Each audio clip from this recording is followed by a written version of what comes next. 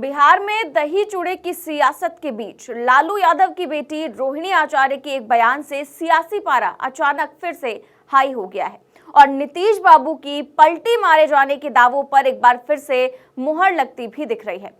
रोहिणी के बयान ने पूरे बिहार की सियासत में नया हंगामा खड़ा कर दिया है। इससे जहां एक ओर बीजेपी के खेमे में सन्नाटा पसर गया है, तो वहीं दूसरी ओर बिहार और देश में नई सरकार की कवायद तेज हो गई है। रोहिणी आचार्य ने क्या बयान दिया है जिससे बिहार का सियासी पारा अचानक हाई हो गया है, ये हम आपको इस रिपोर्ट में दिखाएंगे और सुनाएंगे भी।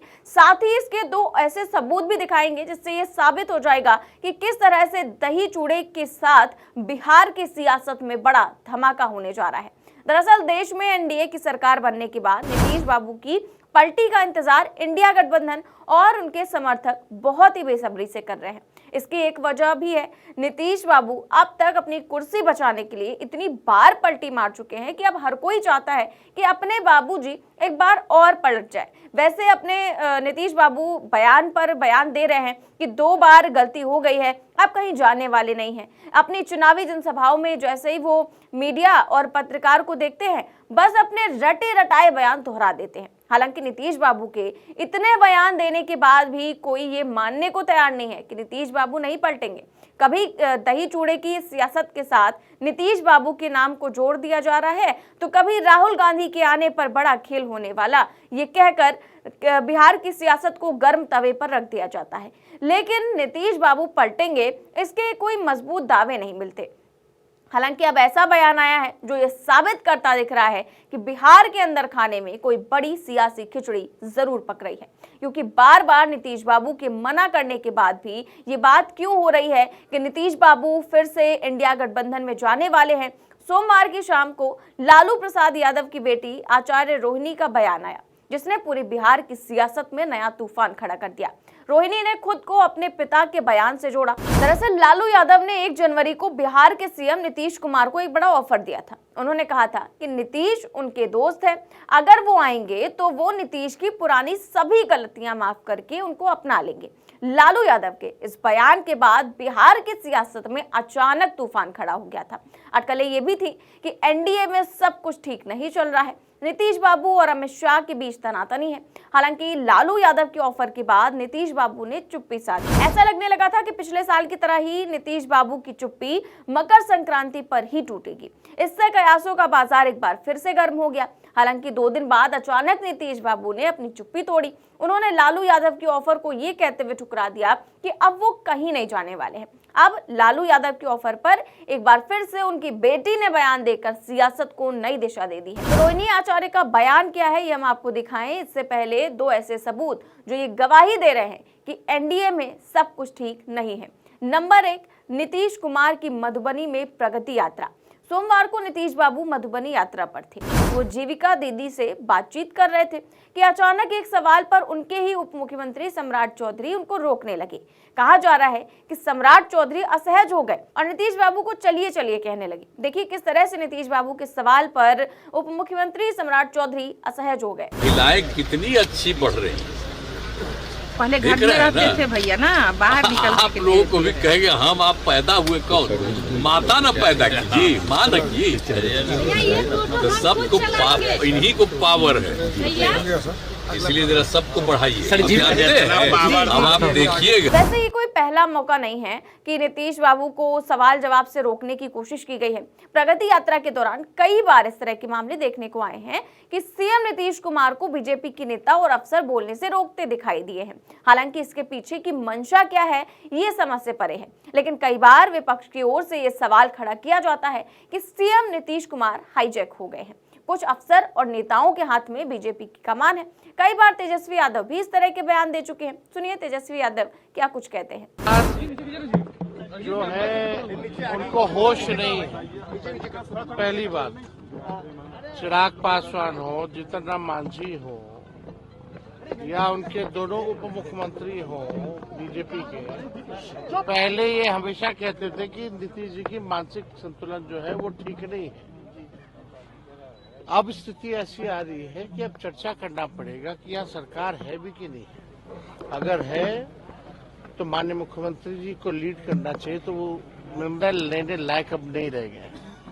कोई भी विषयों पे निर्णय जो लेना हो वो नहीं ले पा रहे, तो आखिर सरकार कौन चला रहा है?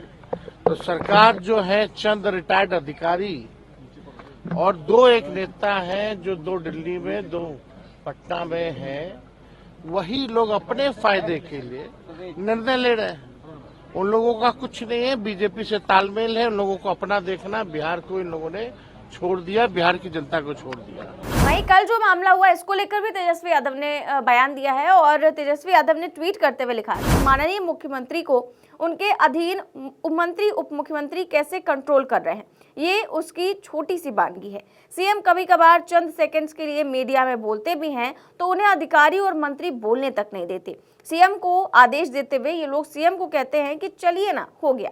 अधिकांश समय मंत्री, अधिकारी एवं उनके खास नेता जानबूझकर मीडिया के कैमरों के सामने आकर विजुअल को बाधित करते हुए सीएम का हाथ पकड़कर विपरीत दिशा में घुमा देते हैं। पुष्टि के लिए बीते 1 वर्ष की फुटेज देख सकते हैं। बिहार के सीएम कितने स्वस्थ हैं ये उनके नेता और अधिकारी ही प्रमाणित कर रहे हैं।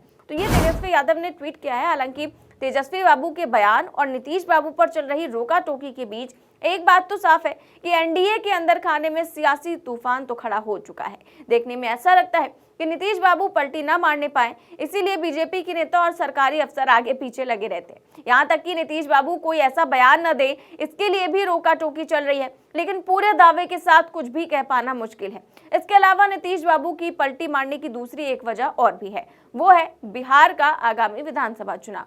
आमतौर पर नीतीश बाबू की पार्टी का वोट बैंक पिछड़े, अति पिछड़े, दलित और मुस्लिम समुदाय है। अभी तक बीजेपी के साथ होने पर जेडीयू को सिर्फ मुस्लिम वोट बैंक का नुकसान होता था, लेकिन इस बार कांग्रेस और राहुल गांधी के जातीय जनगणना वाले सवालों के बीच इस वोट बैंक को भी टूटने का खतरा है, क्योंकि बीजेपी तमाम कवायद कर रही है, उसके बाद भी आज तक बिहार की राजनीति में खुद को पिछड़े वर्ग का बड़ा हितैषी साबित नहीं कर पाई है। बीजेपी पूरी तरह से पिछड़े और अति पिछड़ों वोटर्स के लिए नीतीश बाबू के सहारे ही रहती है। लेकिन इस बार जब नीतीश बाबू से ये वोट खिसकने का खतरा आ गया है, तो बाबूजी के पास खुद को सेफ रखने के लिए इंडिया गठबंधन में वापसी करने के अलावा कोई दूसरा रास्ता नहीं है। ऐसे में इन 2 सबूतों के बीच ये तो तय माना जा रहा है कि नीतीश बाबू की पलटी होने वाली है। इस पूरे मामले पर लालू यादव की बेटी रोहिणी आचार्य मुहर लगाती हुई दिख रही हैं। रोहिणी आचार्य का दावा है कि नीतीश बाबू के साथ आने की बात अगर पापा ने कही है तो ये सही है, क्योंकि उनके पापा कोई बात झूठ नहीं बोलते हैं। सुनिए रोहिणी आचार्य का बयान। पापा जो बोलते हैं सच होता है, चल पापा जो बोलते हैं सच होता है, चल। वैसे रोहिणी के दावों में कितनी सच्चाई है ये कह पाना मुश्किल है, लेकिन एक बात तो है कि बिहार की सियासत में कुछ ना कुछ चल रहा है और इसकी वानगी आज भी देखने को मिल गई। दरअसल जो बिहार है वहां पर दही चूड़ा का कार्यक्रम काफी फेमस होता है और तमाम नेता जो हैं वो अपने घरों पर दही चूड़ा का आयोजन करते हैं और इसमें तमाम पार्टियों के नेताओं को बुलाते भी हैं। ऐसा ही आज भी हुआ जब चिराग पासवान ने अपने घर पर नीतीश कुमार को आमंत्रित किया। नीतीश कुमार पहुंचे भी, लेकिन वहां पर चिराग पासवान मौजूद ही नहीं थे। इसको देखकर नीतीश कुमार इतना नाराज हो गए कि वहां कुछ देर बैठे और बिना दही चूड़ा खाए ही वापस लौट गए।